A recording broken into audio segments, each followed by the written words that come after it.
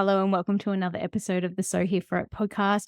I am your host, Amy Mingin, and I am so excited to bring this particular case study-esque episode to you today. Because sometimes you just want to hear a really good story, right? I want to give you a story of what happened with one of my clients, where she began, the process she went through, and where she is now. Because I don't think her story is that different to how a lot of women go through their life, with how they feel about their bodies, with how they prioritize themselves or don't prioritize themselves. And if you're somebody who gets overwhelmed with all of the health advice out there, if you feel like you've tried everything, if you just really actually want to feel really, really good in your body, but you don't have the how to and you don't have the plan, and you genuinely haven't loved looking in the mirror, then you're going to love this episode. So let's start at the beginning.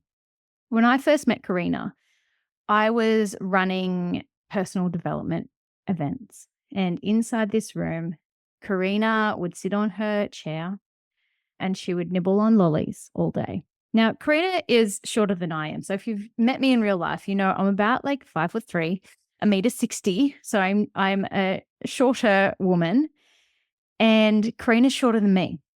And it's not that she was particularly overweight, but she kept saying to me that she would really like to feel good in her body. And I said to her, "When do you eat actual food?" That was my first question I said to her, because she seemed to nibble all day long. She just loved to snack on these little lollies or a little bicky. She would drink cups of tea, lots of cups of tea. And she just didn't, when I was observing, I was like, she just didn't seem to like have a proper meal at any time during the day when I noticed her. So anyway, she moved through that personal development journey. She changed her mindset, which was so powerful for her, because the woman who she walked into that room as and the woman who left, two totally different people. And she started to make firmer decisions for herself, because at that stage of her life, she was 41 years old. She had just left her husband. Her husband and her were going through a separation. So she had a lot of emotions going on. She didn't necessarily know what the emotions were all the time, but she felt better when she ate. So that's how come she ate. And being someone shorter, she's like, "Oh, my jeans are getting tighter. I don't really love the feeling that I get when I look in the mirror." And she wanted to be able to keep up with the kids. Like, she had 3 kids that were under 9 at the time, and they're active kids. And she wanted to be able to be a good role model for them. So she did say to me that her health is really, really important. And I said, and this is what I say to everyone who tells me that their health is important. I said, well, let's work together to make sure that your actual behaviors line up with what you say you value. Now, here's what I mean by that. People who tell me that they value their health, very rarely are they committed to their health. So yes, of course, like I know I'm going to buy fresh food and I'm going to cook fresh food. But then also there's the times of life where overwhelm sets in. There's the times of life where you don't feel like you've got enough time. There's the times in life where you're like, "Oh, it's okay. We'll just grab a burger tonight. We'll just grab the fish and chips by the ocean. We'll just. Oh, skip Pilates this week. Oh, it's raining, so I won't go for a walk." All of the excuses end up piling in, which changes your behaviors. And it doesn't mean that you don't value your health. What I'm saying is the behaviors are showing otherwise, because otherwise you would be doing it, right? So you could potentially go walking with an umbrella. You could potentially pre-make the meal and take it with you. But I digress. I'm going to go back into Karina's story now. With Karina, she told me about 3 weeks into the plan. So she came into my program Catalyst. I gave her what to do. She gets her shopping list. She told me all of the different things. We created her plan. And the basis of it is it's anti-inflammatory. So it helps her body, where it felt puffy, it started to release the inflammation, because that's all the puffiness is. Most people think that they're putting on adipose tissue or fat under the skin layer, but most of the time it's actually water weight, about 5 kilos of it. So people have really fast results on catalyst because we work on an anti-inflammatory basis. So the cells become more likely to hydrate, more likely to take good nutrients in, and more likely to detoxify things out. The reason why the body holds on to inflammation is because those pathways are a little bit blocked when we're not eating the foods or we're not having the behaviors that support the anti-inflammatory lifestyle that catalyst is, right? So she reached out to me. She says, I just don't know if I can eat this food for like any longer. Like it's so plain. And I said, isn't it interesting? Because the people who give me the feedback that the food is plain haven't ever really experienced whole foods before. I said, this is what real food tastes like. She was so used to everything being from a packet. She was so used to just like ripping a sachet open, putting that in and stirring the sauce through. She was so used to getting the jar of bolognese, pouring that into the mince and serving it with pasta.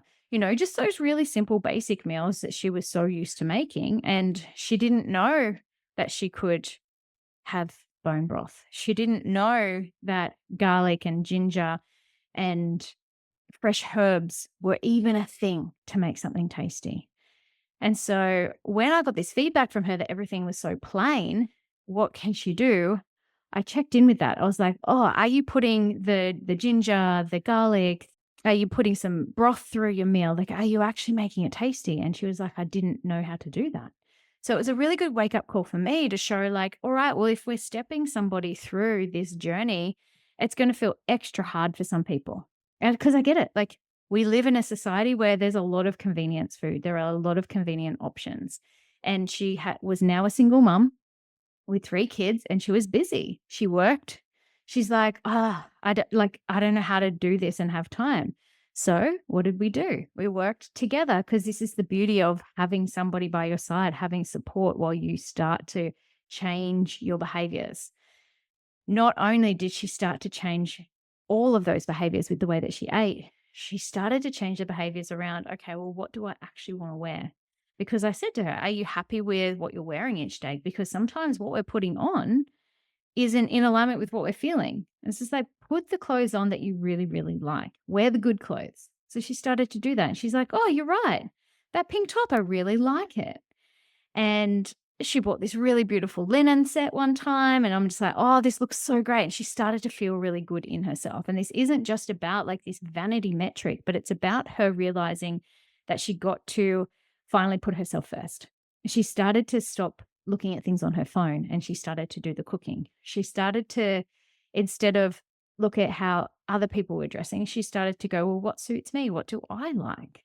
And now every single time I see her, she actually goes, I love the way that I look. I love the way that I feel.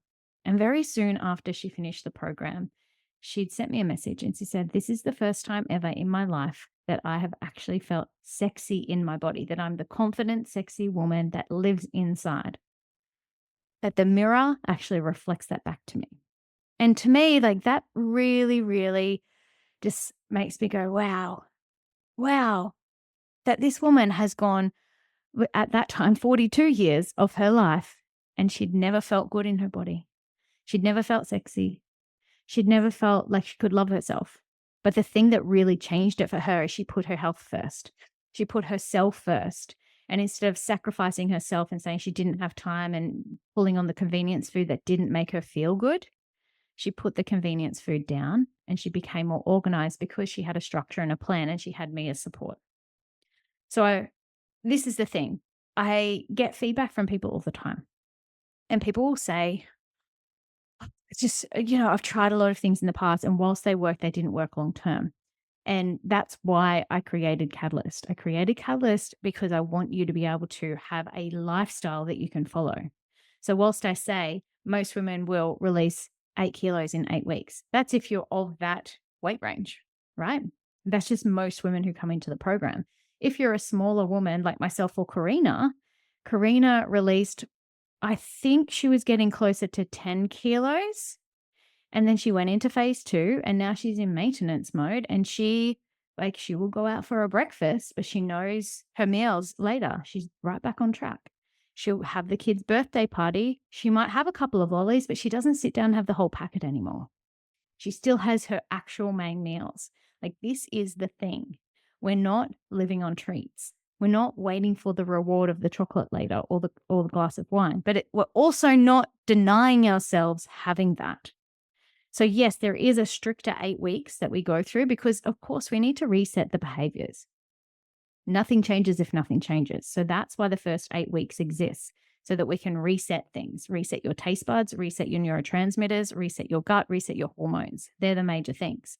Your metabolism finds a new set point. And that's why the food is plainer.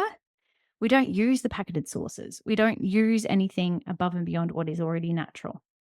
You get to taste the actual food. You actually hear your body's full signal. Some people never knew what that was. You get to know when things are emotionally driven. You notice if you have a really stressy day that you go to grab a snack and you're like, oh, now I see when I'm doing these things. And this awareness, this is priceless. This style of behavioral change, this is priceless. And that's why I've created it the way that I have, because I want you to be able to use it for the rest of your life. I want you to live a happy and healthy and vibrant and fulfilling life. And if you're using all of the old behaviors that are all entangled with your food, it's very hard to segregate, well, what is the emotion? What is me? What is the food? Where is my energy really? I want you to be able to somewhat compartmentalize, but also know where everything joins together and feel more control of yourself. Because at the end of the day, the only thing that you do have control of is you. And I want to assist you with that. So if Karina's story has landed with you, reach out to me. I am available on social media. Come to my DMs. I'm going to put my Catalyst Mind Body link in the show notes. Feel free to come into my DMs. Come and consume some of my content. Listen to some of the other podcast episodes that really are things that you know that you would love to learn more about. And if you have a request of something that you'd love to learn about, reach out to me on social media. It's at Catalyst Mind Body. And do this for you. At the end of the day, yes, this is my program. Yes, this is part of my life's work, but this is really something that is true to me. It's something that I live, I embody. I have been doing this for over 17 years as a women's health naturopath. I have a degree in this, but also I have so much experience and I know what women want. I know what they need. And the thing is, when you put your health first, everything else in your life, it infiltrates everything. All of a sudden, you start having healthier conversations. You start hanging out with healthier people. You start having healthier behaviors. You start feeling so much more confident in different situations. It's not just about health. Your health is actually the foundation of everything. And technically, everything is a relationship. So if you want every single relationship to improve, your health is going to infiltrate every single aspect of that. So that's how important this stuff is. So when you're ready, reach out. I would love to hear from you and have the absolute best day.